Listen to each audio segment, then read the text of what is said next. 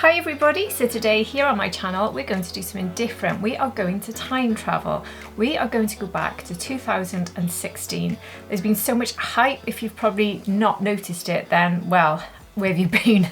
It's everywhere. Let's go back to 2016, memories, our favourite makeup, brands are putting out pictures of things they launched in 2016. So even though my channel's really new, I've noticed that I've got a lot of things in my collection that do go back to 2016. Some of them were really big, and I've actually sort of looked into it and written up on it and made some notes on it to see which were the most big products, and I had all of them without me having to buy anything for this video. So thankfully for me, this is very much a shop my stash. These are still available 10 years later, which is why I've bought them quite recently really, in the sort of last 3 years I'd say, because I've just noticed how much people rave about them. I've bought them, they're still in my collection, they've never been decluttered, which should tell you something about them as well, even though I do keep some things for swatches and for comparisons for you. But on the whole, most of these products I would keep because they are really good. So I'm going to do a full face and we're going to go through all of them, and let's see if we spot any of your favourites. Are they still in your collection? Let's see if they stand up to the sort of full face of makeup I've tried recently with 2025-6 makeup. Is it still as good now as it was then? Or maybe it was even better back then. Let's travel back and find out. The first thing, which is a little bit of a cheat on my part, is brows, because I've already done my brows, and that's because I've got a very specific routine at the moment and a very specific colour which I don't have because I've recently changed my brow colour. Oops. But I just wanted to show you how many things in my collection relate to this. So this is the Benefit brow. Benefit brows were massive in 2016, and the amount of products that I've got in my collection would give you an idea of just how much I love them and keep repeat purchasing. So for me, I swap between the Anastasia Beverly Hills gel, the setting gel, this one which is currently in my pot from Benefit. So this one is the, what's the full title, a 24-hour brow setter. And I also use the Rare Beauty, but at the moment it's between Anastasia Beverly Hills and Benefit. I love the new micro when they came out with the liner. I don't know if this is the micro actually. Oh, it is the micro. I'm shining it at you like it's, I'm not shining it, showing it to you like it's not, but it's just I've got the wrong shade. So that's why I'm not currently using them, but I wanted to start with that. So did you have a lot of Benefit products in your collection because they were so big? And if you did, are they still in your collection? Because they are certainly a big part of mine. In fact, when I think Benefit, I do think brow products. And talking about Benefit, we're going to move straight to primer now. And have I put this here? I haven't actually put it in this basket, so I need to get it out. I don't currently have this, but it was very big. I've written down what I meant to say here. The pore blurring primers were really big, and obviously Benefit had the Pore Professional, which I did used to use, but I recently decluttered it because it was getting quite old. The other one, the Smashbox, do you know, I literally decluttered the two of them on the same day because they were getting old. So I don't have those, and I didn't want to purchase anything for this video. Everything else we are going to talk about I will be trying, I do have. So I'm actually going to use my Tatcha the Silk Canvas, which is a bit similar in consistency to the Pore Professional, and this does cover pores. So we're going to start with this one today. The Pore Professional, I feel like it's dipped. The Benefit Pore Professional is dipped in popularity. I think it was massive at the time. For me, if I'm honest, what I love about it is the feel of it. It just has that incredibly silky soft feel, and I don't know if I was repeat purchasing it, which I did. I did get, I think maybe at least 2 tubes of it, and I think really, if I'm honest, I was buying it because I loved the feel of it. Did I love the results? I don't know. Whereas this one is fantastic. This is one I go back to and use all the time, but this is not 2016 like we said, so let's not talk too much about Tatcha. We're just talking about pore type cleansers that really do blur. I'd say this one does it a bit better. Elf have a good one as well. But anyway, did you use the Smashbox one? That was my first primer, you know, Smashbox. What was your first primer? And I'm saying all this because I'm not somebody who goes back 296 when it comes to full makeup. I don't go back to the 80s, I don't go back to the 90s, I don't go back to the 2000s. Yeah, I don't. When did I first start buying full face makeup? It was just around COVID time. That's when I started doing it. So it might sound utterly bizarre when you know what I'm doing here on my channel. For me, I've always used a little bit of makeup since I was a teenager, a little bit, but the actual full face and going in with a full routine, that's quite new to me. That's really just before my channel. I started practicing it for about a year before I started my channel, which was just after lockdown, or during that period I started trying that. So I don't have a history of Smashbox, but I did buy them because I heard so much about them. So Smashbox was my first primer, and I think Pro Professional was one of my second. So now for a foundation, I'm a bit nervous about putting this on in all honesty, but this was massive in 2016. So this one is the Estée Lauder Double Wear. So what have I written down to tell you about this one? 2016 was all about coverage and longevity. Now, when I'm telling you what was going on in 2016, keep in mind I've researched it. This is not my experience, because I was not all about anything really. I was the girl who went to Boots and just picked up a handful of little things and said that'll do for the year. I was a very different person with makeup back then. But anyway, this one was one of the most talked about foundations of the time. So this was worn quite heavily, giving really full coverage. And it's not my sort of thing. It's never been one that's worked very well for me, in all honesty. It's not one I go back to. I know it's superbly popular. It's just never been one of my favourites. And I don't think I've got the best shade. This is 1N1 Ivory Nude. When I bought this, I was still in my matching my tan, not wearing cool shade sort of era, which was only a year ago, to be fair, because I've been experimenting with my shades. So, I don't know. Do you know, I was trying to pull the cap off then, thinking I could, but I forgot. That's how inexperienced I am with this. It's been a while. So let me just put a little bit of this on the back of my hand. It's definitely not a shade I would buy now. And I will use my sponge. Excuse the state of it. I did actually wash it, but it's so light pink. So oh, that looks so yellow. But anyway. So painty, the smell, isn't it? It's so strong. But anyway, if you're a fan of this, you're probably worried sick right now, because they've just announced that it's been reformulated. And if you didn't know that, run out and buy plenty of backups of this formula if you're concerned about the reformulation coming up, if this was one of your best formulas. Anyway, you can see, which this happens to me with lots of foundations like this, if I use a sponge and I really pat it into the back of my hand first, and I'm going into a reasonably moisturised, well-primed face, it does actually go on nicely. So you can see, apart from it being too warm on me, it's going on very, very smoothly. Every time I haven't liked this is when I've applied it with a brush. It's just been too heavy. And also if you're putting too much on your face to start with, so, you know, sometimes you put a dot here, and it's just, you end up with too much. It's far better to put that bit on your hand. And my sponge is absorbing so much, I actually need to put a little bit more on my hand. Not too much. I'm assuming when they come out with the new bottle, it will have a pump. I know you can buy pumps or bottles with pumps on Amazon, but we shouldn't have to do that. I'd be very surprised if they didn't change that. The reformulation, as we've talked about before here on my channel, is happening with pretty much everything because of the EU banning certain ingredients. So they're not trying to be difficult, the brands, they are just having to make the best of it. So they're going to say they're better than ever because they've spent a long time presumably trying to make them even better because they want you to still love them. But they're not doing it, as I've said before, as a cash grab. They are doing it because they have literally no choice. So I totally understand why you're all fed up with it happening if you've got a favourite foundation. I really do. But the brands have no choice, so I do really sympathise with the brands, to be honest with you. But anyway, were you an Estée Lauder Double Wear fan? You can see this has gone on very smoothly actually.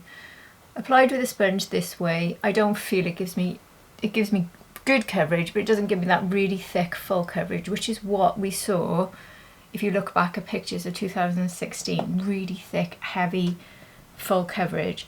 So in this video, I'm going to be showing you products that were popular then, but applying it the way I would like to apply it now. And because, not just because that's the way I like to apply it, I think that's probably the more popular way generally. But I like the way that it's currently popular. Excuse me, I'm just pulling a wipe out of my drawer to clean my hand. I should have got this out before I started filming. It's not as popular to pile it on anymore. But they are saying 2016 is coming back, but I think it's more in terms of full glam and not quite such a clean girl finish, but not necessarily packed on, if you know what I mean. I think it's going to be a sort of middle ground change. But anyway, this is double wear.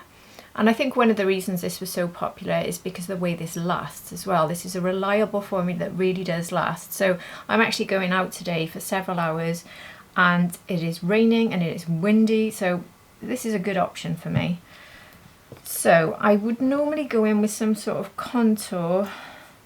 In fact, I will. I'll just do it now. I know that's cheating again, but I am going out, so I do want to have a look I like. So I couldn't see any sort of contour sticks that were massively popular in 2016, and I certainly don't have them because the only contour sticks I've got are very recent. So this isn't actually on my list. Were there contour sticks in 2016? I should have looked into that, shouldn't I?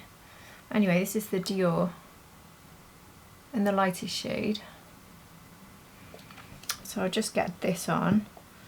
But I do have a bronzer, but the reason I hesitated about using this then and changed my mind is because the bronzer I'm going to show you is way too warm for me. So I need a little bit of cool. This is the Patrick Tar brush, by the way, the contour brush from Patrick Tar. I need a bit of cool tone contour because I'm going to be adding a bronze shade that I really don't like very much, that was very popular. I hope the things I use today do work. I did say to you, didn't I, that I've kept these things because I like them, or for swatches, and the bronze is one of those examples where I've kept it purely for swatches. I don't like it. So that's not going to be my favourite thing I put on today. I wonder if you can guess what bronzer was massive in 2016 that everyone was talking about, that just about everyone had, but it's too warm for me. Can you think? Please do press pause and guess at any point in this video. So the next thing I'll be showing you is concealer. So what have I written down about that? The NARS Radiant Creamy Concealer. This was everywhere in 2016 apparently. It was used brighter and heavier than we do now. So I do like to go for brightening shades still, but not heavy for sure. So I will be applying it my way. And do I think this formula is still going to hold up? I don't know. I've never disliked it. I've never loved it, to be honest with you. So let's just see what I think of it. But I know this one was a really popular one and still is. I was actually quite shocked it was 2016 when I was looking into this, because I thought it was relatively new, because I hear it talked about so much. It's crazy how quickly time flies as well, isn't it? So let's try it out. What shade have I got? I've got light. I need my magnifying glass. One of the things I'm doing today, by the way, is going to the optician for an eye test. Light 1.25 Affogato. This is quite light, isn't it, this shade? So let's just put some of this on. I do like this shade actually, it is fine for me. Shows I bought it recently because I do like a brightening shade. And it's creamy and it's radiant, so it's ticking all those boxes, and it will help brighten my face up a bit because the foundation shade was a little bit too warm for me. Even though it seems to have gone on quite nicely, to be fair. So I will use it as my primer today. Hopefully that'll be enough. Probably should go in with a different primer, but I want to stick as much as possible to the products in this list. So let's see how well this goes in. If any of you saw me reviewing the Suku concealer yesterday, I decided to skip the eye cream. I've been using my Calcium eye cream and I've realised that might just be a little bit too much underneath makeup, and that might be one of the products arguing with some concealers, so I've skipped that today. That's gone on very well actually, with no pilling like yesterday. So that might have been the reason I had the problem with the Suku. So I'm not going to stop using the Calcium, I'm just going to switch it to my evening eye cream instead. Maybe alternate with my other favourites, but anyway, you don't need to know all about my skincare routine. So yeah, this goes on very nicely. Good coverage, mature skin friendly, hydrating. I mean, if this launched tomorrow, I don't think anyone would be too unhappy with that. Still very good. It's crazy, it's 10 years. I just wouldn't have thought this was 10 years old, would you? So what have I got coming up next? Setting powder. So I think really when I first started applying makeup and I looked into what is the best setting powder for me to try, there was only one that was really coming up as the top name when I started looking into it, and it was the one that was big in 2016. So can you guess which setting powder I'm about to show you? I don't know if this shade was available then because I've got mine in the shade Rose, which I bought quite recently, but the powder that everyone was raving about, and they still rave about to be fair, is the Laura Mercier. So that's what I'll be using today. But the difference is the big trend in 2016 was baking, which I literally cannot think of anything worse than baking with mature skin and piling on the powder. I really can't. Did you get on board with that trend? Certainly when I started wearing full face of makeup and using setting powders, I already had mature skin because I was not using setting powders at all when I was doing my makeup. I mean, my makeup routine was so basic until lockdown. It really was. You'd be gobsmacked if you saw my makeup routine back in the day, which suited me for so long. But my first time using a setting powder, I think I did try baking once and thought, wow, that looks horrific. Maybe it worked very well on young skin, I don't know. Did you try it? Did it work? Or did you do it and walk around looking a bit powdery thinking, I don't know. Gosh, that looks lovely. Everything is working together beautifully. It really is, wow. I don't even like double wear normally, and I love the way double wear is looking. Maybe it works well with that Tatcha primer and that makes it even better, I don't know, but I'm loving that right now. So let's go in with the Laura Mercier powder. This has been tucked away in my drawer for quite some time because I sort of moved on to the Givenchy, and then we had the dramas with Givenchy changing and I went on my hunt for a different one to match it. But I know that this is a very good one. In fact, I had a massive pot of this in the white, and I gave it to my friend when I got this rose one, and she'd never tried it, and she said to me it's the best setting powder she's ever tried as well. So I think it's still one of those ones that, do you need to look for another one if you've got this one? What do you think? Did you use this one? And are you now using a more recent one? And do you think it's better? Well, I now think that this is as good as my Fenty, which is my favourite. Fenty, Givenchy, or... no, not Givenchy, what am I talking about? YSL, Fenty, and Chanel. They're my favourites.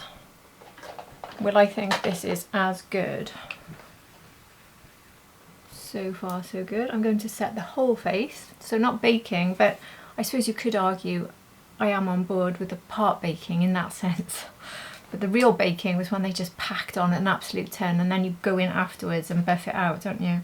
But then you end up with way too much powder, and I've got dry skin, so I'm happy to have a hydrating base and then set it.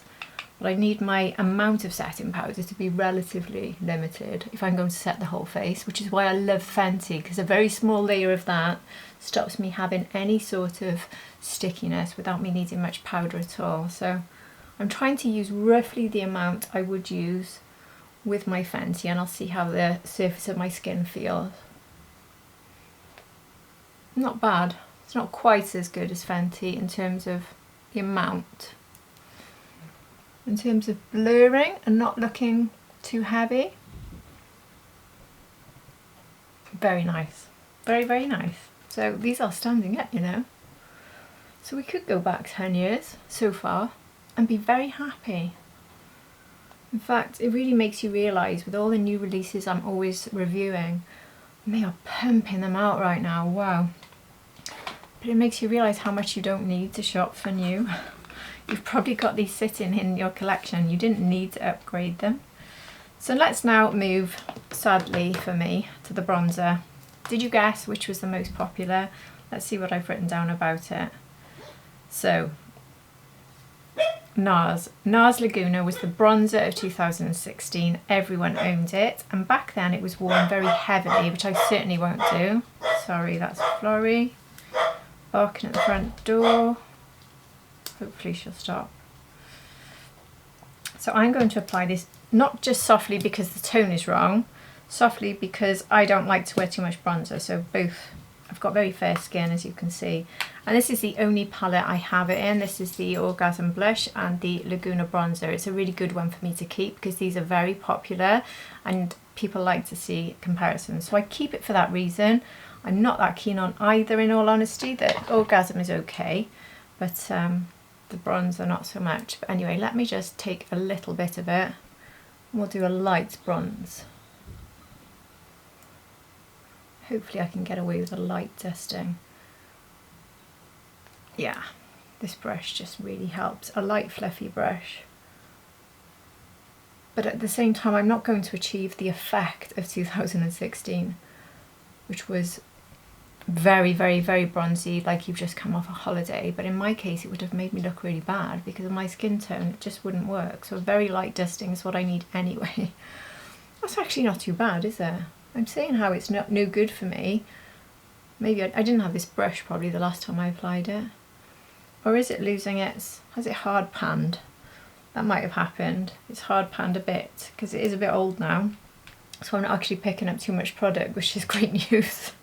Because if I go over the top with a colour like this, it really won't look good. But right now it's going on smoothly, evenly, completely making me look wrong, saying it's no good. And I think it looks absolutely fine.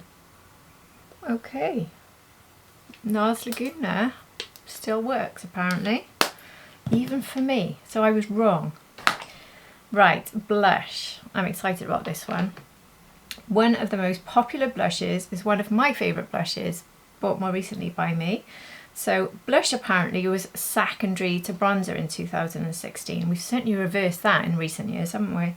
So secondary to bronzer and highlight. So back in those days, highlighter and bronzer were much more big. So you're wearing much more sort of skin tone blushes that didn't stand out. I can't get this one open. So can you think, wow, why can't I open this? Honestly, I'm gonna have to call my husband who's in with a puppy right now to open it for me in a minute if I can't. What is going on? I will, I'm gonna have to call him. I can't open it. Right, I shall go and get him to open it for me and I'll be back. Well, that took some doing. Even my husband took about 5 minutes to get that open. It was so stiff. I don't know why. But anyway, MAC. So, do you know this shade? This is Warm Soul. I heard so many creators talking about this and how people who worked on MAC counters and how this was their favourite. Did you have Warm Soul? I got it because of people reminiscing about it over the years on YouTube. And I thought I'll have to try that when I started getting into makeup. And it is a really, really beautiful one. But as we said, blush was taking a back seat in those days. So we're not having a bright shade here, and we're certainly not going to have a big application, a light dusting, which I actually really like these days. I don't like to go heavy on my blush. And it's just, it is a very sort of, quite a toasty, natural, warm vibe, isn't it? I think this would suit just about everybody. Even if you're cool toned. It's not overly warm, it's just quite a natural finish.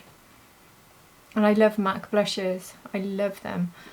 So this is gorgeous. And it's got a bit of a shine, I think, hasn't it? Let me just take a swatch of it. Has it got a bit of a shine in it?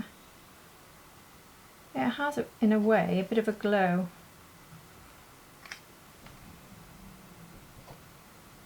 It's really nice, really nice. And you can't go wrong with that. Just one of those blushes you really can't go wrong with, because you'd have to really build it to get too much. So anyway, I'm putting way too much on for 2016 really. But anyway, like I said, I am sort of changing it. I'm just using my buffing brush here from Sonia G to match my current favourite way of applying makeup, as we said, to see if they're still workable. So what is next? Highlighter. So I recently in a shorts video showed one of these highlighters, and again this was new to me. I actually bought this brand new for me because somebody kindly messaged me to say that all shades were available again and they were really excited about it, and I looked into it and saw how popular it used to be back in the day, and I had to try it. So for me, again, this was a new experience, but for many of you, you'll be, oh wow, she hasn't tried that before. Well, no, until very recently I hadn't tried the Becca Highlighter. And wow, am I happy I have. So this one is the Rose Quartz, I think it's called. Rose something anyway. Yeah, Rose Quartz. This is beautiful. And definitely a wow highlighter. So what look at it. Look at that. So what I saw, I'll use a fan brush, but I'm gonna go with the small one that's a bit more dense to pick up a bit more, so I get quite a big highlight. Yeah, but what I read is this was the era of intense glow. Even though I would argue that there's more, oh look at it, it's so beautiful. There are more intense highlighters around, that I think this one has quite a natural finish. But this was the era of the intense glow. I'm going quite, like if you look back at pictures of 2016, if you do a little Google, you'll see those really, really intense highlighters that really stood out. But this is beautiful. I mean, it's certainly there. It's not one of these highlighters that it takes a while for you to see it, but it is beautiful and not massively emphasising texture in the way that some do. It still stands out as good as some of the top formulas we've got. It really is still up there, absolutely. So I can see why there's going to be this sort of resurgence of interest in that highlighter. So you can get it everywhere at the moment. So I have linked in the description all of these products, because like I said, they're still available. They're still very popular for a good reason. So probably the one I'm most excited about is eyeshadow. So there was one eyeshadow palette that came up as being the most talked about, the most used, the most raved about in 2016, which I have in my collection and I love. And I've actually ended up buying so much from this line, and they've become one of my all-time favourite brands for eyeshadow. So can you guess which one it is? It is the Anastasia Beverly Hills Modern Renaissance. So I love Anastasia Beverly Hills. In fact, only yesterday I reviewed the Haze 9 pan from Anastasia. Every single palette I've bought, whether they've been new releases or going back and buying old, which I have done quite a bit like this one, I've absolutely loved them. And we've got this gorgeous sort of, it feels a bit like velvet. Is it velvet? Oh, it's beautiful. I mean, it's a bit tricky to keep clean if you get mucky fingers on it, but oh, it's so beautiful. And this is the Colour Story. I recently, I believe, got this one out when I was doing Handmess. I think my husband got this one out. So I'm going to go for, was there any detail on how people wore it that I've written down? All I've written down is the warm matte burgundy tones and soft glam blending made this palette change eyeshadow trends completely in 2016. And this formula still blends beautifully now, absolutely. That's all I've written down. But this was launched in 2016, and I'm sure if any of you got it, you're still using it, because I know that eyeshadows can really last way beyond what they say. And are you still loving it? What shall I think I'm going to go with this as my first shade. So that is, oh gosh, this is why I need glasses. Buon Fresco, this one. So I'm going for an eye test today, but as I said, but I won't be able to wear my glasses when I'm working, and I only need them for reading, so I don't think I'm going to get contact lenses. But over the last sort of 18 months, I've really noticed quite a big difference in being able to see things that are close up, as I think a lot of us do when you get to my age. So I'm going for an eye test. I'm going to take the plunge and get a decent pair of glasses because I'm always sitting for hours a day editing, creating shorts, replying to emails, messages. I literally I'm doing screen work 9 hours a day minimum. And I also love to craft. I love to crochet. In fact, I've just finished making this headband now. I love to crochet. I've just started to learn knitting. All of these things are just getting a bit tricky. So yeah, eye test. But there's something else I'm doing today which I'm much more scared about than the eye test, to be honest with you. I'm going to the chiropractor. I've been having problems with my spine and hip for a long time. And I think it's because I've always put weight on one side and I've just put myself on the wonk, is what my friend said. I'm on the wonk. I think everything's out of alignment and it's making me so uncomfortable, and I've been sort of trying to put up with it, trying to work out with exercise how to treat it myself, and finally realised I'm probably doing the wrong exercises, I'm making it worse.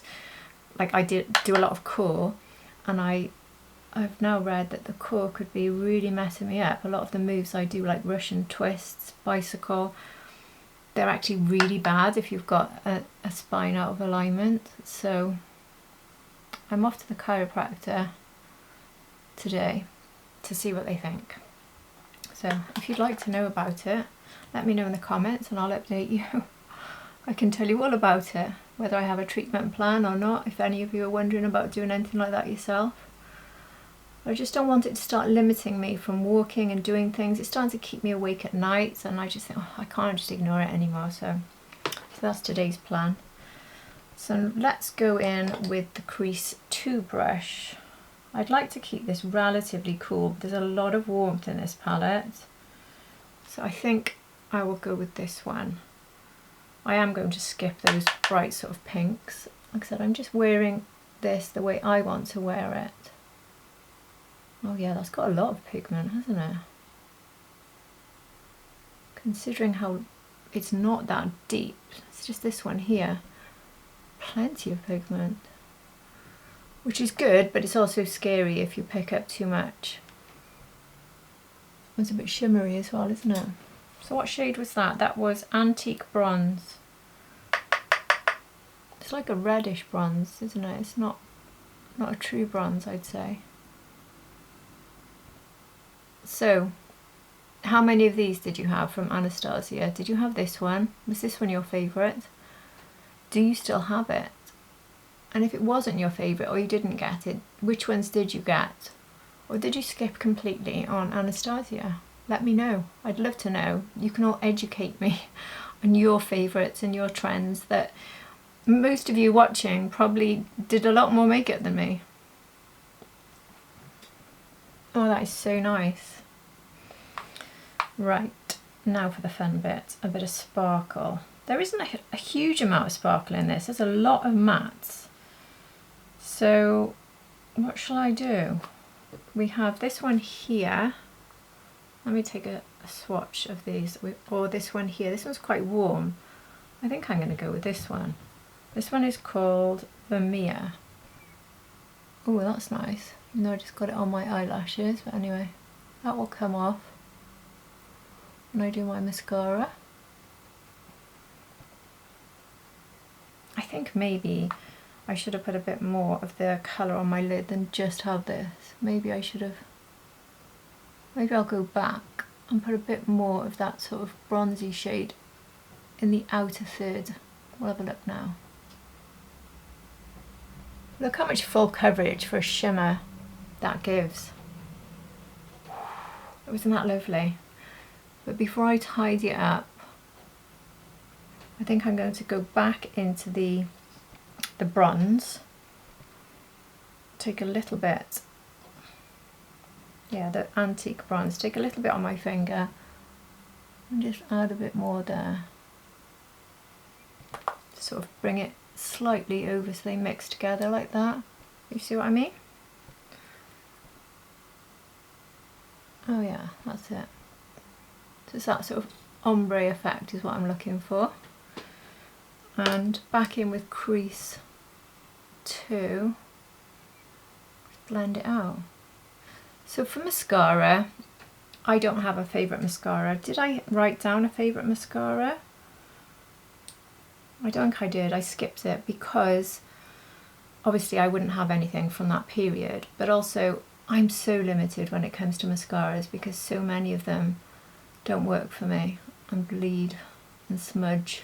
So I'm just going to stick today with my trusty Lisa Eldridge.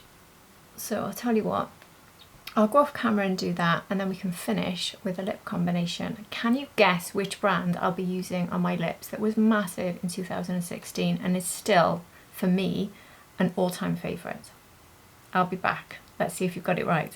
So I've done my mascara and we're now going to finish with lips. Did you guess?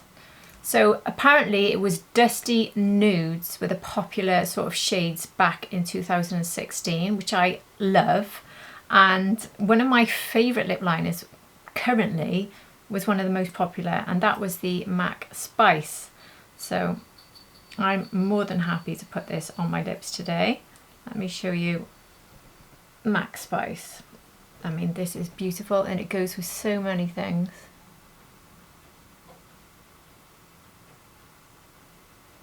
Did you have MAC Spice? And was it one of your regular lip liners? It's just one of those ones that goes with so many.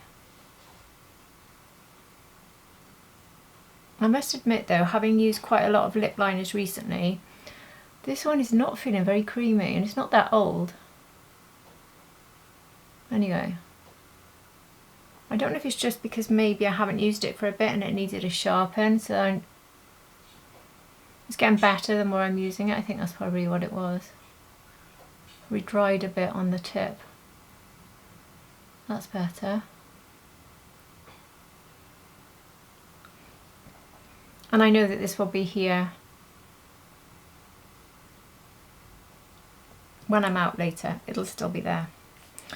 So can you guess the #1 lipstick, or one of, which is one of my first lipsticks to buy myself that wasn't, I used to buy just Boots makeup, like I told you. This is one of the first lipsticks I bought that was not Boots. And when I say Boots, I mean the #7 range. I used to buy everything from Boots #7. So when I started buying branded lipstick, this is one of my first, and I fell in love with it instantly. And I've since gone on to buy every variation of it. And that is the Velvet Teddy from MAC. So, I mean, who didn't love this one? I mean, I got this and wore it like mad. So here's the two of those together. Have I written down anything about it? Probably the most popular liner of all time, paired with the original MAC Velvet Teddy. This combination really sums up the 2016 nude lip trend. I mean, who doesn't love that? Oh, I love it. I just think, can anyone use this and not love it? I love it. So if you hated it, please let me know. Oh, I just love it so much. And that pretty much brings me to the end. Setting spray was one, and the most popular one that I found that came up was the MAC again All Nighter, which I don't currently have. I do have the MAC Fix Plus Stay Over, so maybe I'll try that today. Hopefully it's okay. It's not one I like to use that much. I can't remember why, but this one is alcohol free, so maybe I like it. Let's just see. Oh gosh, the first spray came out too much, but it's okay now. From what I remember, I'm really putting a light dusting. That's why I'm going mad with the amounts, because I'm going to be out all day and I want this to work. Okay. I know the All Nighter was very, very popular. I'll see how that sits. If I like it, I'll probably keep it on my desk. It was something I was thinking of decluttering. But this video has really been the revelation in how everything is still fabulous. I knew that I was going to love the Anastasia Beverly Hills. I knew the eyeshadow. I knew that I was going to love the MAC lip liners and the lipstick.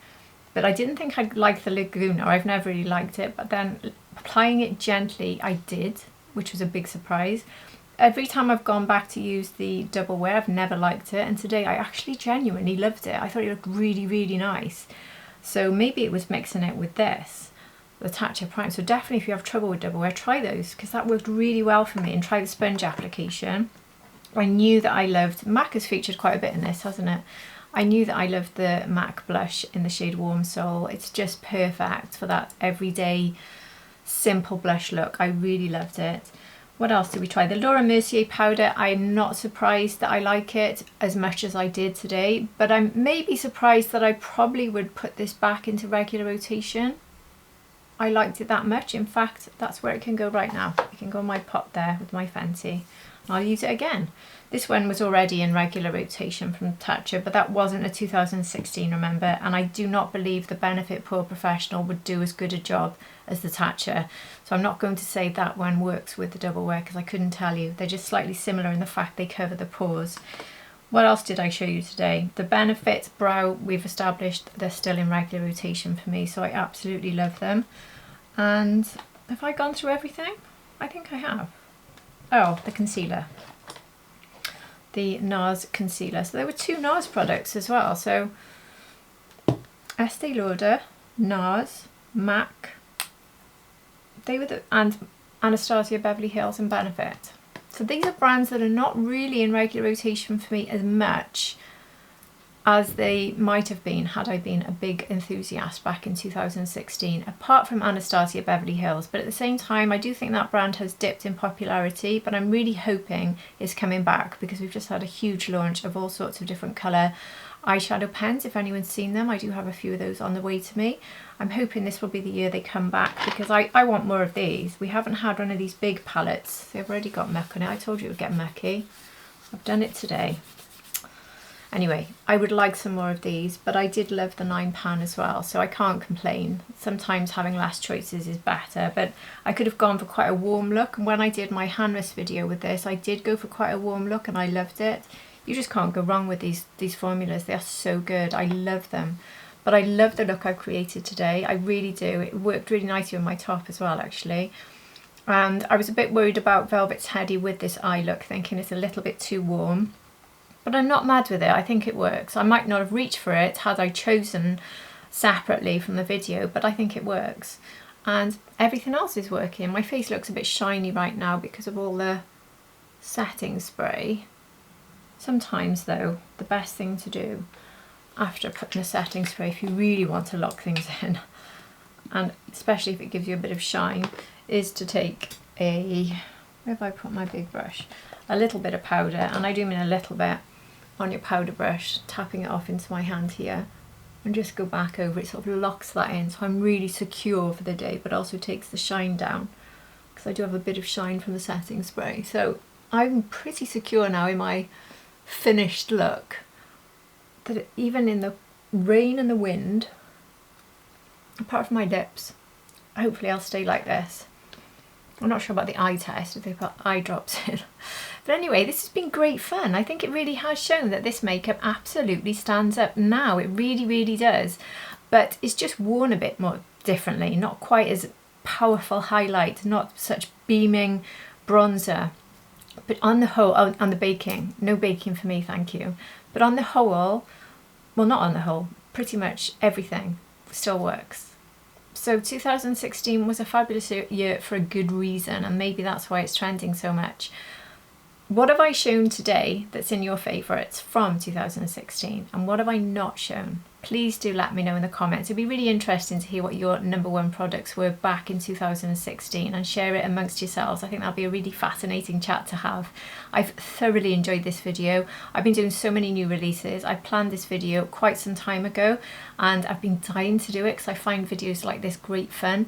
I also want to start incorporating into my channel more of shopping my stash using what I've got style of videos. I know a lot of you have requested that, so this is the first sort of one of the year in that style, but obviously this one is very much themed around looking at 2016. I will start looking at other types of shop my stash, but I've got a few plans coming up for those, so I hope you'll be looking forward to those and enjoying them. They don't get the same views as new release videos, but you do request them a lot, so I do want to start doing them because I love them and I know a lot of you do too. So if you've enjoyed this video, I would love to hear your feedback on it. and anything you've got to say about the year 2016. Please do let me know. If you have enjoyed it, please do hit the like button, and if you're not subscribed, I would be delighted if you subscribe to my channel. But if you already are, you're at the end of another review, and I'm so grateful to you all. I truly, truly am. And I hope to see you all again for my next video. Take care, everybody. Bye.